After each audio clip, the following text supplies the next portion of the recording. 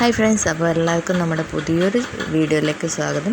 അപ്പോൾ ഇന്ന് ഞാൻ കുറച്ച് സംസാരിക്കാൻ പോകുന്നതെന്ന് വെച്ചാൽ കറിവേപ്പില കുറച്ച് നന്നായിട്ട് വളരാൻ വേണ്ടിയിട്ട് നമുക്ക് എന്തൊക്കെ ചെയ്യാൻ പറ്റും എന്നുള്ളതാണ്.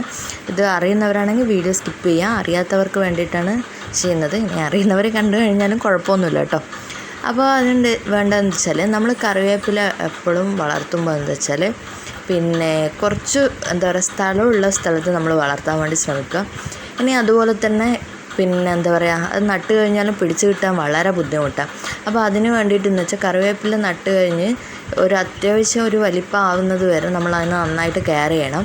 എന്നിട്ട് പിന്നെ എന്താ വെച്ചാൽ നമ്മൾ നന്നായിട്ട് അതിന് വളം എന്ന് വെച്ചാൽ കൂടുതൽ കൊടുക്കേണ്ടത് ആദ്യം കുറച്ച് വെണ്ണീരൊക്കെ ഇട്ട് കൊടുക്കുക. പിന്നെ എന്താ വെച്ചാൽ നമ്മൾ ഈ കഞ്ഞിവെള്ളം ഉണ്ടല്ലോ, തലേ ദിവസത്തെ കഞ്ഞിവെള്ളം ഒഴിച്ചു കൊടുക്കുന്നത് ഏറ്റവും നല്ലതാണ്.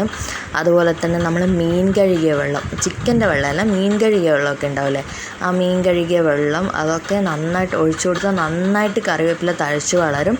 അതുപോലെ തന്നെ വെണ്ണയിൽ കുറച്ച് നമ്മുടെ ചാണകം, ചായപ്പൊടിയൊക്കെ, നമ്മൾ അരിച്ചെടുക്കുന്ന ചായപ്പൊടിയൊക്കെ ഉണ്ടാവില്ലേ, വേസ്റ്റ്, അതൊക്കെ ഇട്ട് കൊടുത്തൊന്ന് മിക്സ് ചെയ്തിട്ട് എന്താ പറയുക ചോട്ടിലിട്ട് കൊടുത്താൽ നന്നായിട്ട് നല്ല വളമാണ് അതൊക്കെ. അപ്പോൾ അത് ഇട്ട് കൊടുത്താലും കറിവേപ്പില നന്നായിട്ട് തഴച്ച് വളരും.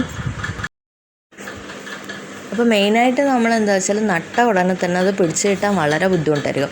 അപ്പോൾ ആ സമയത്താണ് നന്നായിട്ട് കെയർ കൊടുക്കേണ്ടത്. കൂടുതൽ കെമിക്കൽ വളങ്ങളൊന്നും ഇടണ്ട, ഞാൻ ഈ പറഞ്ഞ സംഭവങ്ങളൊക്കെ ചെയ്താൽ മതി. ഏറ്റവും നല്ലത് നമ്മൾ പുളിച്ച കഞ്ഞിവെള്ളം, അതുപോലെ തന്നെ മീനിൻ്റെ ആ വെള്ളം ഉണ്ടല്ലോ, വേസ്റ്റല്ല വെള്ളം, അതിപ്പോൾ വേസ്റ്റൊക്കെ ഇട്ടാൽ ചിലപ്പോൾ അതൊക്കെ കാക്കയൊക്കെ കൊത്തി അതിൻ്റെ തൈയൊക്കെ ഇളക്കി കളയും. അപ്പോൾ അതുപോലെയുള്ള വേസ്റ്റ് വെള്ളം അതൊക്കെ ഒഴിച്ചു കൊടുത്താൽ നന്നായിട്ട് നമ്മൾ കറിവേപ്പില പിടിച്ചിടും. പിന്നെ കറിവേപ്പില ഒന്ന് നന്നായി കിട്ടിക്കഴിഞ്ഞാൽ നന്നായിട്ട് പിന്നെ അത് വളർന്നോളും. പിന്നെ നമ്മൾ കൂടുതൽ പരിചരണമൊന്നും വേണ്ട, ഇതുപോലെയുള്ള കഞ്ഞിവെള്ളമൊക്കെ ഒഴിച്ചു കൊടുത്താൽ മതി. പിന്നെ കറിവേപ്പില നന്നായിട്ട് വളർന്നു കഴിഞ്ഞാൽ നമ്മൾ നടാതെ തന്നെ അതിൻ്റെ ചുറ്റുപാട് ഇപ്പം ഞാൻ കാണിക്കുന്നത് പോലെ ചെറിയ ചെറിയ തൈകൾ നോർമലായിട്ട് പൊടിച്ചു വരും, തനിയെ പൊടിച്ചു വരും. അത് നമ്മൾ നട്ടു കൊടുക്കുന്നതൊന്നുമല്ല. അപ്പം നമ്മൾ മെയിനായിട്ട് ചെയ്യേണ്ട കാര്യം എന്ന് വെച്ചാൽ നട്ട് കഴിഞ്ഞാൽ അതിൻ്റെ ചോട്ടിൽ കുറച്ച് വെണ്ണീര്, അതുപോലെ തന്നെ കുറച്ച് ചാണകപ്പൊടി ഒക്കെ ഇട്ട് കൊടുക്കുക. എന്നിട്ട് കുറച്ച് അത്യാവശ്യം ഇച്ചിരി വളർന്നു വരുമ്പോൾ നമുക്ക് അതിൻ്റെ ചോട്ടിൽ ഇങ്ങനത്തെ സംഭവങ്ങളൊക്കെ, വെള്ളം ഇതൊക്കെ ഒഴിച്ചു കൊടുത്താൽ കറിവേപ്പില നന്നായിട്ട് പിടിച്ചു കിട്ടും. അപ്പോൾ ഇതെല്ലാവർക്കും ഒരു 5 പൈസ വരെ ചിലവില്ലാണ്ട് എല്ലാവർക്കും ചെയ്യാൻ പറ്റുന്ന ഒരു കാര്യം തന്നെയാണ്.